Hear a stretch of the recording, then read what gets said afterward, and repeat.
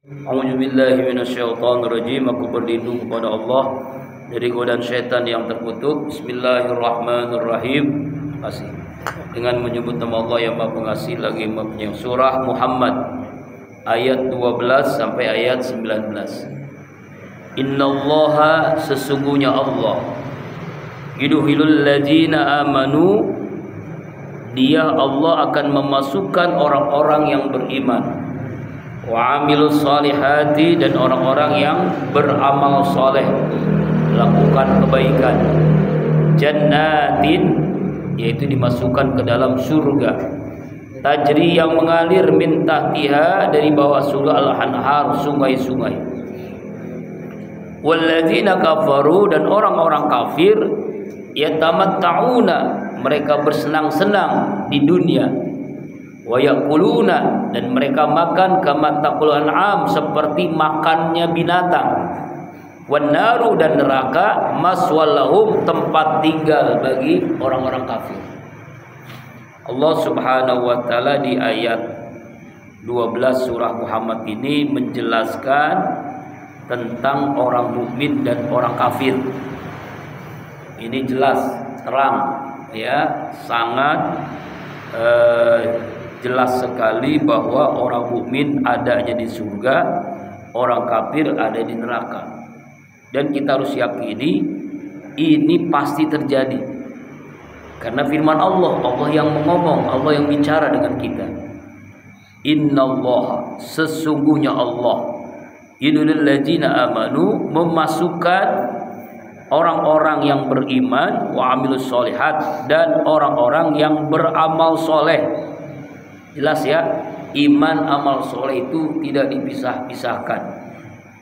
Kalau iman saja tanpa amal soleh itu sulit, masih sulit langsung masuk surga, neraka dulu dia. Amal soleh tanpa iman tidak mungkin masuk surga. Kalau ada iman bisa masuk surga, cuma nanti disiksa dulu. Tapi kalau iman amal solehnya selalu dilakukan, pasti dimasukkan dalam surga. Yang surga itu di bawahnya sungai-sungai. Ya, sungai apa nanti dalam ayat yang selanjutnya nanti, ya. Dalam ayat 15 nanti Allah akan menjelaskan secara terperinci sungai-sungai apa aja di bawah surga itu, yang kita orang beriman itu menikmatinya. Kebalikannya, bagaimana dengan orang kafir? Walladzina kafaru, orang-orang kafir, yatamatta'una, mereka bersenang-senang ketika di dunia, senang-senang di dunia, ya. Wa yakuluna kama taqul an'am, mereka makan seperti binatang, sebagaimana binatang makan. Karena mereka itu hidupnya sama dengan binatang, kan? Hanya perut dan di bawah perut, hanya itu aja. Ya, makanya Rasulullah mengatakan dalam sebuah sabda, al-mu'min yaqulu fi ma'i wahid, orang mukmin makan itu dalam satu perut. Wal kafir yaqulu fi sab'ati am'a, orang kafir kalau makan 7 perut. Saking apa? Serakahnya, bakusnya. Jadi bahasanya itu bukan makan dalam pengertian hanya makan makanan gitu ya, tapi apapun dia ambil gitu kan, halal atau haram nggak masalah kalau bagi orang kafir. Ya, jadi orang kafir itu dunia ini tempatnya makan. Ya, kalau orang beriman makan itu untuk ibadah, makan itu untuk kesehatan, makan itu untuk hidup, untuk ibadah kepada Allah. Ya, kalau orang kafir kan nggak ada. Ya, yang penting dia makan, ya, bahkan makannya tuh nggak memilah-milih. Orang beriman itu perutnya seperti lebah, dia makan selalu saripati bunga. Orang mukmin makannya selalu yang halal dan baik. Orang kafir seperti asbak, namanya asbak itu tempat kotoran kan, setelah orang merokok tuh kan, ya semuanya masuk, halal haram nggak peduli. Makanya dijelaskan dalam sebuah sabda Rasulullah, orang mukmin makannya 1 perut, orang kafir makannya 7 perut, kayak binatang, ya kan? Maka kata Allah, wan naru maswalahum, neraka itu tempat tinggal mereka. tempat tinggal bagi orang-orang kafir. Nah, ini sangat clear, sangat jelas ya di ayat 12 ini bagaimana keadaan orang mukmin dan orang kafir. Ya, surga, orang kafir di neraka. Nah, kita harus yakin ini, Pak. Harus yakin, seyakin-yakinnya karena Allah yang mengatakan. Kemudian ayat 13, wa ka'ayyim min qaryatin.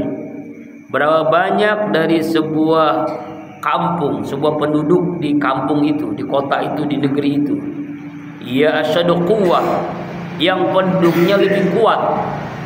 Ya, min qaryatika, dari penduduk negerimu. Allati akhrajatka, yang telah mengusirmu. Maksudnya ini ayat ini yaitu asbabun nuzulnya. Menurut Ibnu Abbas, ketika Rasulullah SAW mau hijrah ke Madinah, singgah di Gua Sur, memandang kota Mekah, lalu Rasul mengatakan, engkau kota Mekah, negeri yang negeri Allah yang sangat aku cintai. Jika bukan karena pendudukmu, hai Mekah, mengusirku, aku pasti takkan meninggalkanmu. Ya, karena Rasulullah itu diancam mau dibunuh oleh orang-orang kafir. Makanya dia meninggalkan kota Mekah menuju hijrah ke Madinah, dan itu juga perintah Allah. Allah merintahkan untuk hijrah dari Mekah ke Madinah. Jadi kalau kita punya lingkungan, ya kan, yang lingkungan itu kafir, maksiat, hijrah. Jangan tetap di lingkungan itu, karena kita akan terpengaruh nanti akhirnya. Al-akhlaqnahum bala nasir lahum, maka telah kami hancurkan mereka, bala nasir lahum, maka tidak ada penolong bagi mereka. Ya. Jadi Allah Subhanahu wa taala menjelaskan di ayat ini beda dengan orang-orang yang sebelum Nabi Muhammad. Inilah kalau Rasulullah itu kan Allah utus, wa ma arsalnaka illa rahmatan lil alamin. Walaupun Rasulullah itu diusir, Allah tidak mengazab orang-orang kafir Mekah, enggak kan? Beda dengan umatnya Nabi Nuh, Allah hancurkan dengan banjir. Umatnya Nabi Saleh, umatnya Nabi Lut, Allah hancurkan dengan berbagai macam bencana ketika nabi-nabinya hijrah. Beda dengan Rasulullah itu. Ya, beda dengan Rasulullah SAW. Walaupun Rasulullah itu hijrah, umatnya orang kafir itu tidak dihancurkan oleh Allah. Ya, itulah bedanya. Ya, tapi nanti di akhirat pasti akan dibinasakan oleh Allah. Yudha'afu lahumul azab ma kanu yastati'una sam'a wa ma kanu yubsirun. Orang-orang kafir ketika di dunia dia diazab seperti azabnya Nabi Nuh atau azabnya kaum Nabi Lut, nanti di akhirat akan dilipat gandakan azabnya. Ya, karena waktu di dunia dia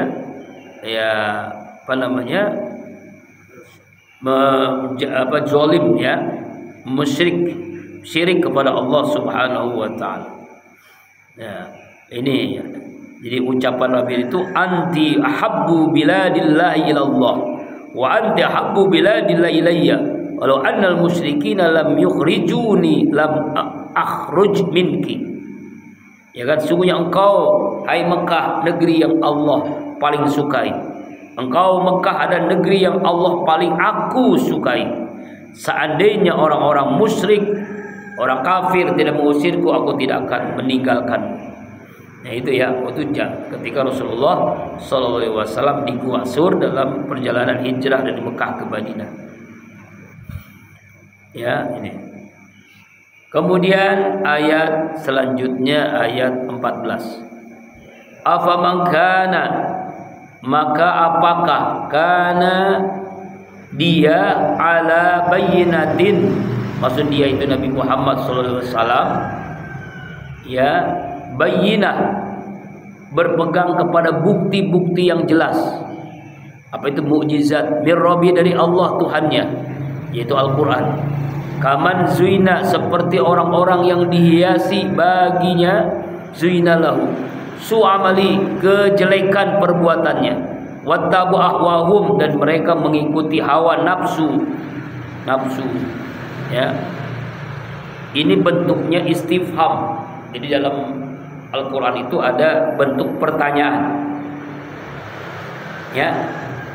Apakah orang yang berpegang teguh, yaitu Nabi Muhammad SAW dan para sahabat, dengan Al-Quran, dengan bukti yang mujizat Al-Quran, ya, ataukah sama dengan orang-orang yang mengikuti hawa nafsu, yang menyembah patung berhala, su'u amalihi, yang jelek amalnya.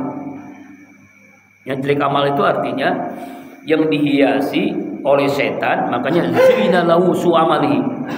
Mereka itu menyembah patung tapi beranggapan mereka yang terbaik gitu. Itu yang dihiasi oleh setan. Zina lahu su'u amalihi. Ya, dia memandang baik perbuatan buruknya, memandang bagus perbuatan jeleknya. Itulah orang-orang kafir. Ya kan? Orang kafir begitu kan. Ketika dia menyembah Yesus, menyembah patung, menyembah pokoknya selain Allah, itu iblis itu menghiasi bahwa yang dia lakukan itu yang paling baik. Ya. Padahal perbuatan yang paling buruk yang dilakukan orang. Jadi bentuknya pertanyaan, samakah orang yang berpegang teguh dengan Al-Quran, yang mendapatkan mukjizat dari Allah kepada Muhammad, dengan orang-orang kafir yang menyembah, yang mengikuti hawa nafsu? Pasti dong nggak sama kan? Nah, ini namanya bentuknya pertanyaan. Ya, jawabannya ya, pasti tidak sama kan? Pasti berbeda orang mukmin dengan orang-orang kafir. Orang yang mengikuti Al-Quran dengan orang-orang yang mengikuti hawa nafsu. Afama ya'lamu annama unzila ilaika min rabbikal haqq kaman huwa a'ma. Samakah orang yang mengetahui bahwa yang diturunkan kepada ya Muhammad dari Allah itu benar? Samakah dengan orang-orang yang buta? Jadi Allah mengumpamakan orang kafir itu seperti orang yang buta. Buta bukan mata kepalanya, buta mata hatinya, menerima hidayah Allah. Ya, pasti dong tidak sama. Makanya ayat ini dijelaskan dalam surah Al-Asr. La yastawi ashaban nar wa ashabul jannah, ashabul jannah humul faizun. Tidaklah sama penghuni surga dengan penghuni neraka dengan penghuni surga. Sesungguhnya penghuni surga itulah orang-orang yang sukses, orang yang beruntung. Ya, itu ayat 14 yang Allah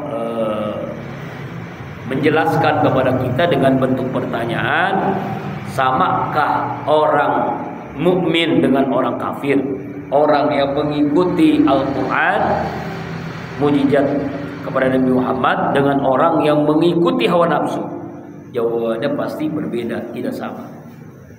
Kemudian ayat yang ke-15, masalul jannati allati udal muttaqun, perumpamaan surga yang Allah janjikan kepada orang-orang yang bertakwa. Artinya adalah sifat-sifat surga itu seperti apa? Ya, bentuk surga itu seperti apa? Dijelaskan di surah Muhammad ayat 15 ini. Fiha anharum mim ma'in ghairi asin. Di dalam surga ada sungai-sungai dari air yang tidak berubah, baunya, rasanya, dan warnanya tidak berubah. Jadi di bawah sungai itu ada di bawah surga itu ada sungai-sungai yang tidak berubah sampai selama-lamanya. Warnanya, rasanya, dan baunya enggak berubah. Kalau wanginya. Jadi kalau di dunia ini kan ada sungai yang pasti berubah karena kotoran, karena cuaca, berubah kan warnanya, yang tadinya jernih jadi hitam, jadi biru, jadi hijau, jadi kuning. Baunya yang tadinya jadi busuk misalnya, warnanya juga berubah. Tapi di surga itu ghairu asin, tidak pernah berubah. Wanharu min labanin, sungai-sungai dari susu. Ya, dari susu. lam yataghayyar ta'muh, yang tidak pernah berubah rasanya. Ini kan menarik ya. Jadi dalam surga itu ada sungai susu yang tidak pernah berubah. Artinya sungai susu ini ya, kalau di dunia kan misalnya kita punya susu itu kan basi kan. Kalau kita walaupun disimpan di kulkas lama-lama akan basi kan, ada kadaluarsanya. Nah di surga ini susu yang tidak ada kadaluarsanya. Ya. Bahkan dijelaskan dalam sebuah hadis, lam yakhruj min duril mais masyiyah, tidak dikeluarkan dari hewan ternak. Jadi susunya bukan dari susu sapi, susu kambing, bukan. Jadi bukan dari hewan ternak. Pokoknya susu yang Allah ciptakan langsung untuk penghuni surga. Ya. Yang warnanya tidak pernah berubah, rasanya selalu sangat manis. Ya, sangat manis, luar biasa. Ya, kita pernah merasakan susu yang manis. Nah, di surga itu lebih daripada manis yang kita rasakan. Wa anharu min khamrin, dan sungai-sungai dari khamr. Khamr minuman keras yang diharamkan. Di surga itu ada sungai khusus, sungai arak. Ya, lazzatin lisyaribin, yang sangat lezat bagi orang yang meminumnya. Ini orang yang tidak pernah minum minuman keras akan minum nanti di surga sungai arak. Sungai arak ini sangat lezat dan tidak memabukkan. Ya, yang mungkin ada orang di dunia ini minuman keras, ada namanya whisky, brandy atau apa-apa namanya kan, macam-macam lah. Ya, orang tua ya kan, ada kan. Ya, pokoknya pasti membaukan. Tapi di surga itu ada sungai dari khamr yang sangat lezat, bau rasanya tidak buruk seperti khamr yang ada di dunia. Warna bau rasanya sangat baik, menyehatkan. Jadi sangat-sangat memberikan kenikmatan yang belum pernah dirasakan waktu di dunia. Kemudian wanharu min asalin musaffa, sungai-sungai dari madu yang sangat murni. Dari madu, Pak. Bayangkan kalau tadi dari khamr, alkohol, minuman keras, sekarang dari madu. Masya Allah. Ya, dari madu. Ya, Masya Allah. Sungai-sungai dari madu yang sangat jernih, indah warnanya, rasanya, baunya. Lam yukhruj min butin nahli, dan bukan dari bukan dari lebah, bukan dari tawon. Jadi madunya bukan madu dari tawon. Ya Pak ya. Kalau kita punya madu yang asli bawa ke rumah pasti istri marah. Madu asli. Makanya kalau ke rumah itu madu palsu ya kan. Ya madu asli kan, ya marah istri. Ya, maksudnya poligami Pak maksudnya. Makanya kalau tanya istri kita mau dimadu apa diracun, coba. Ya. Jawabannya diracun aja dah gitu. Sampai begitu Pak. Inilah saking nikmatnya. Jadi ini sangat-sangat terperinci di ayat ini bagaimana di dalam surga itu di bawahnya ada sungai apa tadi? Sungai yang pertama sungai susu yang tidak pernah berubah warnanya, baunya, rasanya. Yang kedua sungai khamr yang tidak memabukkan, yang lezat minuman itu, luar biasa lezatnya. Yang ketiga sungai madu yang murni, yang bukan dari lebah, bukan dari tawon madunya.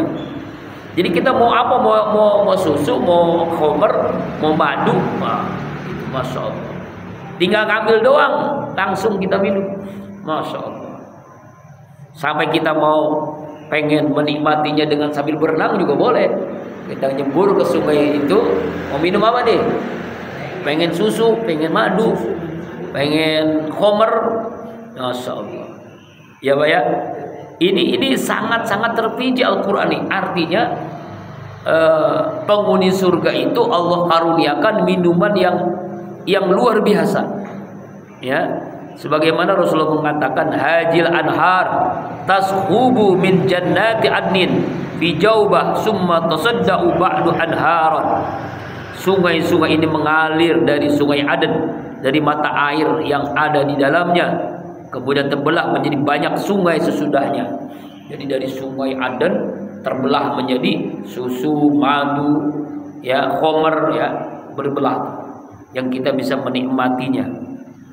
Masya Allah. Makanya Rasulullah mengatakan, "Idza sa'altumullaha fas'alul firdaus, fa innahu awsatul jannati wa 'alal jannah, wa minhu tufazzaru anharul jannah wa faqul arsul rahman." Apabila kalian berdoa kepada Allah minta surga, mintalah surga Firdaus kepada Allah. Kenapa? Karena sungguhnya surga Firdaus itu surga yang paling tengah, paling tinggi. Darinya mengalir semua sungai di surga yang ada di bawah arsy-Nya Allah. Surga Firdaus. Pengen, Pak? Ya, kalau pengen amalkan surah Al-Mu'min, ya kan? Al-Mu'minun, maaf, Al-Mu'minun. A'udzubillahi minasyaitonir rajim. Qad aflahal mu'minun alladzina hum fi sholatihim khashi'un. Alladzina hum apa itu terus ya. Nah, saya Al-Mu'minun surah keberapa Al-Mu'minun? Mari kita lihat dulu untuk mendapatkan surga Firdaus. Al-Mu'minun surah ke-23 ya. Halaman 343. Ini kita udah pernah belajar kan dulu 343. Saya baca lagi 343. Qad aflal mu'minun alladzina hum fi sholati. Yang pertama mukmin. Yang pertama orang mukmin, yang kedua ingin dapat surga orang salatnya khusyuk. Walladzina hum anil lagwi muridun. Yang ketiga meninggalkan perkataan, ucapan, perbuatan dari yang tidak bermanfaat. Yang keempat, walladzina hum lizakati yang menunaikan zakat, mengeluarkan zakat. Yang kelima, walladzina hum lifurujihim hafizun yang menjaga kemaluannya kecuali kepada istrinya atau suaminya. Ya. Nah, kemudian apa lagi? Walladzina hum li amanatim orang yang menjaga amanah. Amanah sebagai pemimpin, sebagai suami, sebagai kepala rumah tangga. Wa'dim rohun dan janji mereka kepada orang, menjaga amanah dan tepat janji, jaga janji. Walladzina hum ala sholawatihim yuhafizun, dia selalu menjaga salatnya, selalu menjaga salatnya. Ulaika humul warisun alladzina yarisuna firdaus hum fi khalid, mereka itulah yang berhak mewarisi surga Firdaus. Jadi kalau ingin mendapatkan surga Firdaus, silakan baca lengkapnya dalam surah Al-Mu'minun ayat 1 sampai ayat 11. Ya, ayat 1 sampai ayat 11 tentang surga Firdaus. Makanya Rasulullah mengatakan kalau ingin minta surga, jangan tanggung-tanggung, mintalah surga Firdaus. Surganya para nabi. Berjumpa dengan para nabi dari Nabi Adam sampai Nabi kita Muhammad sallallahu alaihi wasallam. Ya, Pak ya. Nah, kemudian dalam ayat ini juga Rasulullah menjelaskan dalam hadisnya. Saya langsung terjemahnya karena panjang sekali. Rasulullah, apakah yang akan kami lihat dalam surga? Rasulullah menjawab, sungai-sungai dari madu yang disaring, sungai dari khamr yang tidak membukan dan tidak pula membuat candu, sungai-sungai dari susu yang tidak berubah rasanya, sungai-sungai dari air yang tidak berubah bau dan rasanya, berbagai macam buah-buahan. Demi usia Tuhanmu seperti yang pernah kalian ketahui, tapi jauh lebih baik daripada juga istri-istri yang disucikan. Apakah bagi kita ada istri-istri yang soleh dalam surga? Rasulullah menjawab, istri-istri soleh untuk orang yang soleh. Kalian merasakan kenikmatan sebagaimana kenikmatan kalian di dunia, dan mereka pun merasakan kenikmatan di kalian, hanya saja tidak beranak. Jadi nanti Allah berikan istri-istri. Bagaimana dengan istri kita? Istri kita menjadi ratunya bidadari, dan dia walaupun kita pakai tidak hamil-hamil, walaupun tidak hamil, ya tidak akan beranak. Nggak mungkin ya, itulah ya, masya Allah. Dia punya anak, Pak, ya kan? Itulah kenikmatan surga. Ya. Nah, kemudian dalam sebuah hadis lagi dari Anas Ibnu Malik mengatakan, barangkali kalian mengira sungai-sungai itu mengalir seperti di dunia, parit-parit gitu. Demi Allah, sesungguhnya sungai di surga itu benar-benar mengalir bebas di permukaan tanah, kedua sisinya kubah-kubah dari mutiara, tanahnya dari minyak kastur yang harum sekali. Jadi jangan bayangkan sungai yang ada di dunia, Pak ya. Sampai Anas bin Malik mengatakan begini, mengalir bebas gitu, nggak ada yang wah dia mah dapat sungai macam-macam ditutup, nggak bisa Pak. Itu mah udah karunia Allah. Seperti apa wallahu alam. Ya, pokoknya saking luar biasanya dalam surga. Ya. Kemudian apa lagi dalam surga? Walahum fiha min kulis samarat. Dan mereka di dalam surga itu ada setiap berbagai macam buah-buahan. Berbagai macam buah-buahan. Tapi kita harus ingat buah-buahan di surga itu kenikmatannya beda dengan buah-buahan di dunia. Misalnya kita makan durian, rasanya durian doang. Kalau di surga itu macam-macam, bisa sejuta rasa, Pak. Satu buah-buahan berbagai macam rasa. Buah anggur, buah apel, rasanya kan apel saja, anggur saja di dunia, tapi di akhirat di surga rasanya berbagai macam, berjuta rasa, berbagai macam buah-buahan. Kalau begitu kita beli buah-buahan aja di pasar, sama aja nggak begitu, Mas. Beda. Kalau di buah di surga kan ada yang hasil rekayasa genetika lah gitu kan, dan macam-macam itu. Wa maghfiratun, dan ampunan dosa. Setiap kita menikmati surga, Allah terus ampuni dosa-dosanya. Mir Rabbihim, dari Allah. Kaman huwa khalidun finnar.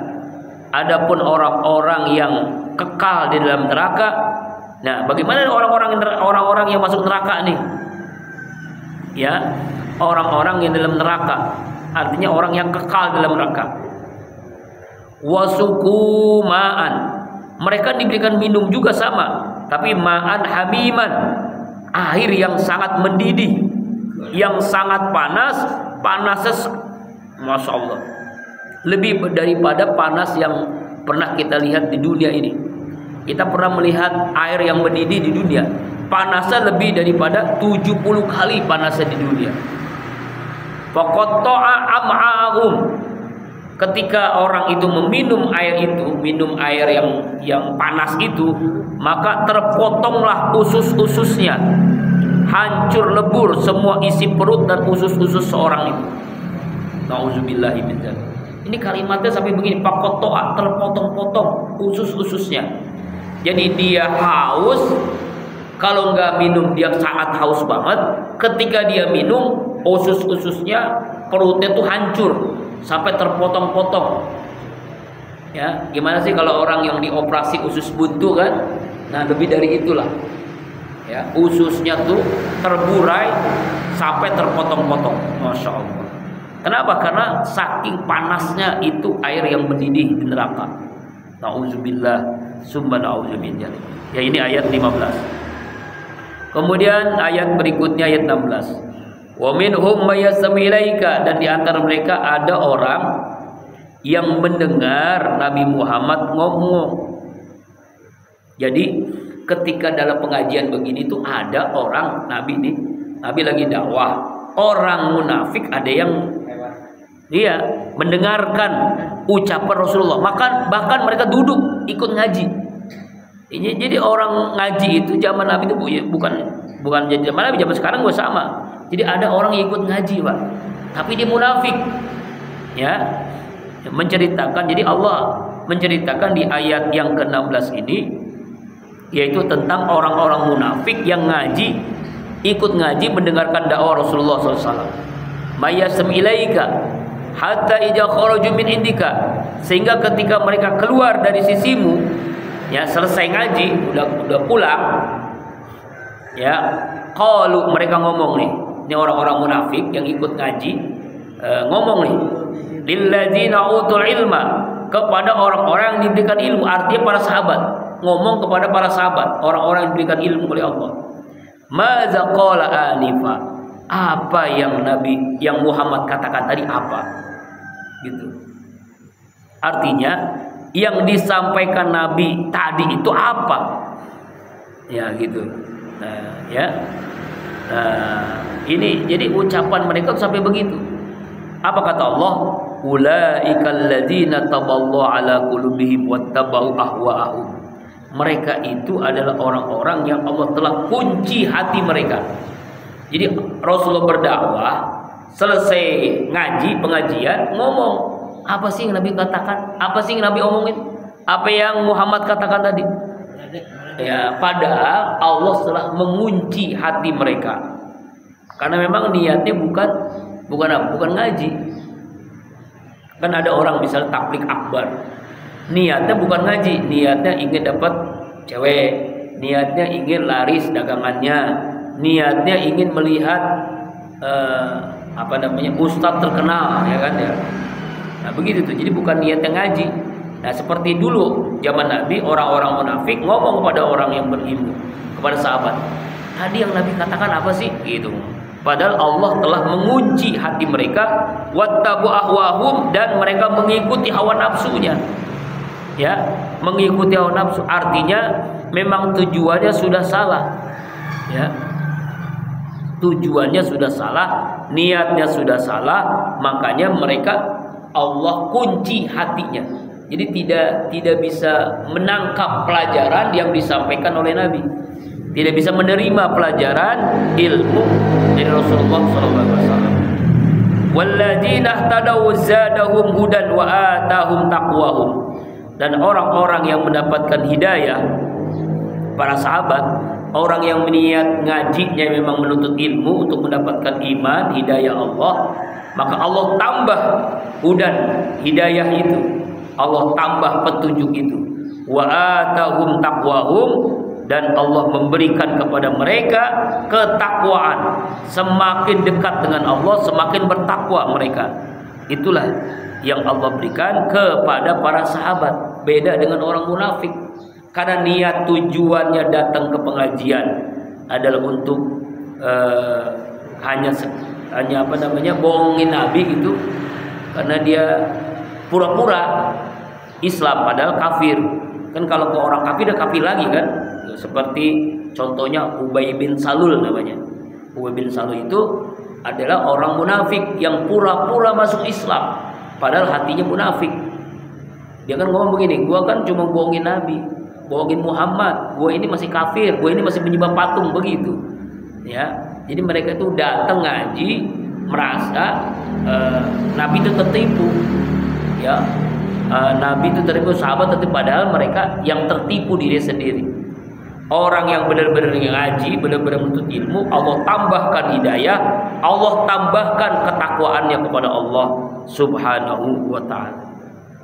Kemudian ayat yang berikutnya, ayat 18. Fahal yanzuruna illa sa'ata an ta'tihum baghtah. Maka apakah tidak mereka menunggu kecuali hari kiamat, anta ta'tihum baghtah, yang akan datang ke mereka dengan tiba-tiba. Ya kan? Kiamat itu nanti datang akan tiba-tiba. Seperti belum lama kejadian ini viral ya. Satu desa itu longsor, 1.000 orang lebih meninggal dunia, hanya 1 orang yang hidup. Jadi kejadian malam-malam Pak, longsor, bumi itu kayak masuk ke dalam gitu. Bumi masuk ke dalam, semuanya mati, semuanya meninggal semua kecuali 1 orang. Disitakan itu 1 orang. Di Sudan kejadiannya. Itu ada kan ya, viral itu di media sosial. Ya, di media sosial, coba dari YouTube kejadian di Sudan. Ya, longsor, 1 kampung, 1 desa itu semuanya mati kecuali 1 orang. Jadi 1 orang disikasain itu. Ya Allah ya Rabbana. Di Sudan kan, di Sudan ya, di Sudan kan 1.000 orang itu mati, masya Allah. Tiba-tiba lagi pada tidur malam-malam kejadiannya Pak, orang sadar kan, namanya tidur kan, ya tidur terus, meninggal semuanya. Hanya 1 orang yang hidup. Allahu Akbar. Disisain 1 orang menyaksikan kan. Itu kejadian yang aneh kan. Nah itu nanti kiamat juga begitu, tiba-tiba, baghtatan, tiba-tiba. Seperti sekarang kan di antara tanda-tanda akhir zaman ini orang meninggal tiba-tiba kan. Nggak sakit dulu, nggak apa dulu, tahu-tahu menikmati gitu kan. Ya, faqad jaa asratuha, maka sungguh telah datang tanda-tandanya. Tanda-tandanya datang ada, tanda-tandanya mau kiamat itu ada. Cuma orang kafir tidak sadar tanda-tandanya sudah ada. Sekarang kan sudah mulai ada tandanya. Dulu Arab itu padang pasir, sekarang padang rumput, Pak. Itu tanda-tandanya. Dulu nggak ada sungai, sekarang banyak sungai seperti di Indonesia. Sekarang apa sih tumbuh apa buah-buahan apa yang nggak ada di Arab? Dan ternyata tumbuh gitu ya. Nanam pisang tumbuh, nanam paya tumbuh, Pak. Masya Allah. Bahkan viral itu ada seorang ke Indonesia itu dia beli bibit buah-buahan, dia tanam di sana, semuanya numbuh. Mangga, jeruk, apel, anggur, itu udah biasa ya. Kemudian sampai nanam nangka juga, pepaya sampai tumbuh, pisang juga udah banyak tuh. Karena memang nggak kayak zaman dulu kan. Ya inilah tanda-tanda kiamat diantaranya. Ya. Makanya di Indonesia sudah mulai korma juga sekarang. Nah inilah. Fa'anna lahum idza ja'atuhum zikrahum. Maka tidak ada gunanya bagi mereka apabila datang kiamat kesadaran mereka. Jadi ketika kiamat datang mereka bertaubat udah ada gunanya. Jadi kalau matahari terbit dari sebelah barat, orang bertaubat udah ada manfaatnya, Pak. Kiamat orang bertaubat udah. Ya, taubat itu sebelum mati, taubat itu sebelum kiamat. Ketika datang kiamat sudah tidak ada manfaatnya.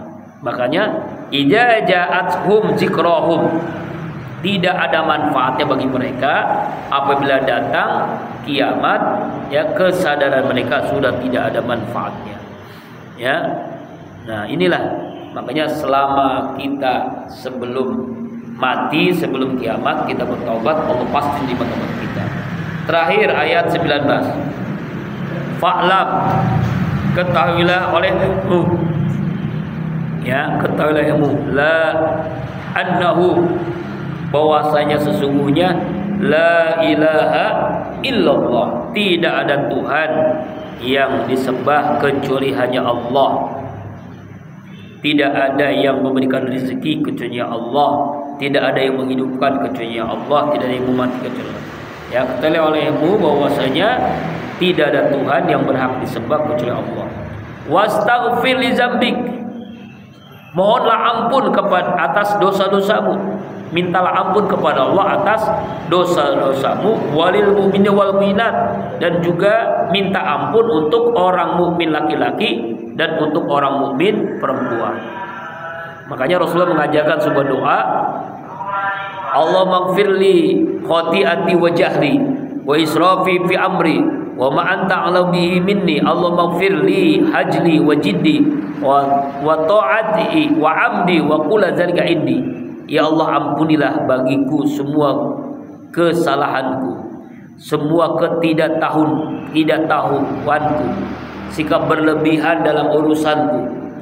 Ya Engkaulah yang lebih mengetahui. Ya Allah, ampunilah segala apapun yang aku lakukan, kesungguhanku, kekeliaranku, kesengajaanku dan ketidaksengajaan, semuanya itu ada padaku. Allahumma firli ma qaddamtu wa ma akhartu wa ma asrartu wa ma alantu wa ma asrabtu wa ma anta alamu bi minni anta ilahi la ilaha illa anta. Ya Allah, ampunilah bagiku semua dosa yang telah kulakukan, semua dosa yang aku sembunyikan, semua dosa yang aku lahirkan, semua kelebihan-kelebihan dosa perbuatan yang Kau lebih mengetahui daripadaku. Semuanya Engkau, ya Allah, tidak ada Tuhan yang berhak disembah kecuali Engkau. Ini doa.